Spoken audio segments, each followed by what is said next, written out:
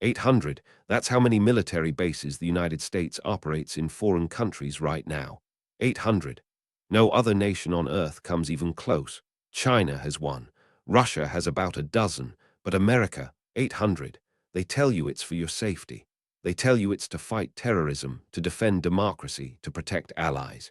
But here's what they don't tell you. Every single one of those bases protects something far more valuable than freedom. And no, it's not oil. It's not even territory. It's something so fundamental to American power that if you understood it, you'd never look at geopolitics the same way again. Power projection, global control. Today, we're going to follow the money, trace the supply lines, and expose the real architecture of American global dominance. As George Orwell once warned us, the object of power is power. By the end of this video, you'll understand exactly what that means. And you'll realize the official story was never the real one. The official story. Let's start with what they want you to believe. After World War II, the United States kept military bases overseas to prevent another global catastrophe. Sounds noble, right? The story goes like this. America defeated fascism, rebuilt Europe with the Marshall Plan, and then generously stationed troops around the world to keep the peace. The Cold War justified it. The Soviet threat made it necessary. And when the Berlin Wall fell, well, new threats emerged. Terrorism, rogue states, weapons of mass destruction. There was always a reason to stay, always a new enemy to justify the expense. But here's the question nobody asks. Why does defending America require bases in 70 countries? Think about that for a second. 70 countries. Japan alone hosts over 100 American military installations. Germany has dozens. South Korea, Italy, the UK, Bahrain, Qatar, Djibouti, the list goes on and on. 70 countries occupied. If these bases were really about defense, why aren't they on American soil? Why aren't they along the US border? The answer is simple. Because defense was never the primary mission. But this leads us to something much deeper, something that begins right after World War II ended. Bretton Woods trap. In 1944, while soldiers were still dying on European battlefields, bankers and economists gathered at a hotel in Bretton Woods, New Hampshire. They weren't there to plan peace. They were there to plan profit. The agreement they created made the US dollar the world's reserve currency, backed by gold. Every other currency would be pegged to the dollar, and the dollar would be pegged to gold. Sounds fair. But here's the catch. Whoever controls the reserve currency controls the world economy. And America knew it. Those military bases that sprouted across Europe and Asia after the war, they weren't just there to deter the Soviets. They were there to enforce the new economic order. Countries that hosted American bases became dependent on American security. And countries dependent on American security naturally conducted trade in American dollars. Leverage. It was the most elegant power arrangement in human history. As Henry Kissinger himself admitted, who controls the money controls the world. The bases guaranteed the dollar's dominance, and the dollar's dominance funded the bases. A perfect circle, a self-sustaining empire. If this is starting to open your eyes, hit like and subscribe to keep exposing what they hide. Because what comes next connects all the dots. And speaking of dots, what happened when someone tried to break this arrangement? Nixon's betrayal, 1971.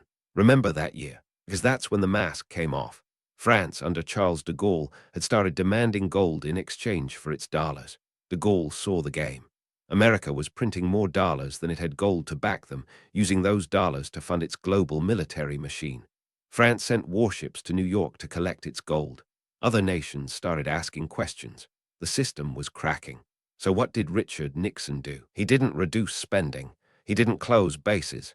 He didn't bring the troops home. He simply removed the gold standard entirely. Overnight, the dollar became backed by nothing. Nothing except one thing: military force, global reach. Think about the audacity. The world's money was no longer backed by gold. It was backed by aircraft carriers, fighter jets, and 800 military bases spread across the globe. Countries couldn't demand gold anymore. But they also couldn't stop using the dollar, because the same military that took their gold guarantee was now stationed on their soil. The dollar went from gold-backed to military-backed in a single night. And if you think that was the end of the scheme, wait until you hear what replaced the gold standard, because it's even more disturbing. The petrodollar. 1974. 3 years after killing the gold standard, America needed a new anchor for the dollar, and they found it in the most unlikely of partnerships, Saudi Arabia. Here's the deal that was struck, and it's one of the most important agreements in modern history that almost nobody discusses. America would provide military protection to the Saudi royal family, guarantee their grip on power, and arm them to the teeth. In exchange, Saudi Arabia would sell all of its oil exclusively in US dollars. Every country on earth needs oil. And if oil can only be bought with dollars, every country on earth needs dollars. This created artificial demand for the American currency that had nothing to do with America's economic productivity. The petrodollar didn't just save the dollar, it weaponized it. And those military bases in the Middle East, they weren't there to fight terrorism. They were there to protect the petrodollar arrangement. When Saddam Hussein announced he would sell Iraqi oil in euros in the year 2000, America invaded 3 years later. When Muammar Gaddafi proposed a gold-backed African currency to bypass the dollar, NATO destroyed Libya within months. Dollar threat equals war. See the pattern. But the petrodollar was just one piece of a much larger strategy. Let me show you the full picture. Choke point empire. Pull up a map of American military bases and you'll notice something fascinating. They aren't randomly placed. They form a deliberate pattern. The Strait of Hormuz, where 40% of the world's oil passes through, American base. The Strait of Malacca, the busiest shipping lane on Earth, American presence. The Suez Canal connecting the Mediterranean to the Indian Ocean, American forces nearby. Panama Canal, Guam, Okinawa, Diego Garcia. 1. Strait of Hormuz, 40% of world oil. 2. Strait of Malacca, 25% of global trade. 3. Suez Canal, Europe's lifeline. 4. Panama Canal, America's choke point. Every single global choke point has an American military installation within striking distance. This isn't defense. This is control of global commerce. Whoever controls the shipping lanes controls who trades with whom. China figured this out years ago. It's why they're building a massive navy. It's why they created the Belt and Road Initiative to build land routes that bypass American naval power. As the ancient Chinese strategist Sun Tzu wrote, the supreme art of war is to subdue the enemy without fighting. America mastered this doctrine. It doesn't need to fight. It just needs to sit at every choke point with a loaded gun. And this economic stranglehold extends far beyond shipping lanes. The swift weapon. Military bases protect shipping lanes. Shipping lanes protect trade, and trade runs on one thing: the financial system. Specifically, the SWIFT banking network, which processes trillions of dollars in transactions every single day.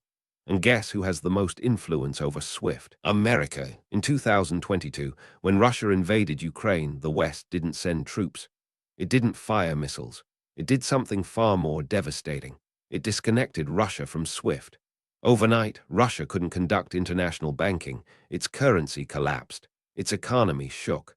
No bullets fired. No soldiers deployed, just a keystroke. They turned off Russia's access to the global economy with a single switch. Now ask yourself, why would any country risk angering the nation that controls both the military choke points and the financial infrastructure? This is why those 800 bases matter. They aren't just military installations. Bases plus SWIFT equals control. They're nodes in a network of economic coercion. Military power backs financial power. Financial power funds military power, and any country that tries to opt out faces the same choice: comply or be cut off. But what happens when countries start pushing back? Because that's exactly what's happening right now. BRICS rebellion.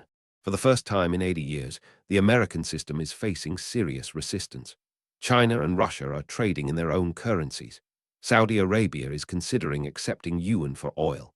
The BRICS nations, Brazil, Russia, India, China, and South Africa, are actively building alternative financial infrastructure. They're creating their own version of SWIFT, their own development banks, their own trade agreements that bypass the dollar entirely. The world is quietly building an exit from the dollar system. And America's response: more bases, more military spending, more sanctions, more threats. In 2023 alone, the U.S. announced expanded military presence in the Philippines, new agreements with Papua New Guinea, and increased deployments across the Pacific. Coincidence or panic? Because here's the uncomfortable truth. Those 800 bases were built to maintain a system that's starting to crack. As the historian Paul Kennedy documented, great powers in decline instinctively respond by expanding their military commitments, which accelerates the decline. Rome did it, Britain did it, and now America is doing it. But this pattern of overreach has a very specific cost, and ordinary Americans are paying it. The hidden cost. 800 bases don't come cheap. The official Pentagon budget is around $800 billion per year. But the real cost of maintaining this global empire is much higher. When you add veterans' care, intelligence agencies, nuclear weapons maintenance, interest on military debt, and the black budget that nobody audits, the actual number exceeds $1.4 trillion annually. $1.4 trillion. That's money that doesn't go to healthcare. That doesn't fix bridges. That doesn't fund schools. That doesn't reduce the $34 trillion national debt.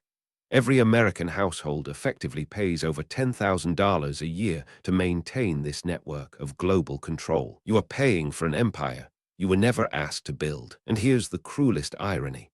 The system these bases protect, the dollar hegemony, the petrodollar, the financial control, it primarily benefits Wall Street, defense contractors, and multinational corporations. Not the average American working 2 jobs to pay rent. The empire enriches the powerful, while bankrupting the people who fund it. As President Eisenhower warned in his final address, in the councils of government, we must guard against the acquisition of unwarranted influence by the military-industrial complex. They didn't listen, and now the cost is becoming impossible to hide. Who really gains? Follow the money. Always follow the money. Lockheed Martin, Raytheon, Northrop Grumman, Boeing, General Dynamics. These 5 companies receive hundreds of billions in government contracts every year. Their stocks go up every time there's a new threat, a new conflict, a new justification for more bases. 1. Lockheed Martin, $66 billion in contracts. 2. Raytheon, $42 billion in revenue. 3. Boeing Defense, $26 billion in sales. 4. The top 5 spend $100M plus on lobbying, and these same companies employ thousands of lobbyists in Washington. Former generals sit on their boards. Former politicians collect consulting fees. The revolving door between the Pentagon and defense industry spins so fast it's a blur. War isn't a failure of diplomacy.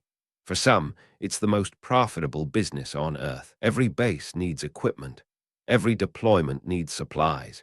Every threat justification needs weapons systems, and every weapons system needs a congressional vote that just happens to create jobs in key districts. It's a self-perpetuating machine. The bases justify the spending justifies the bases, and the people making the decisions are the same people getting rich. But if this system is so powerful, is there any hope of changing it? The real game. So here we are, 800 bases. Not for your safety, not for democracy, not for freedom, for power projection and economic leverage. The bases protect the shipping lanes. The shipping lanes protect the trade routes. The trade routes enforce the dollar.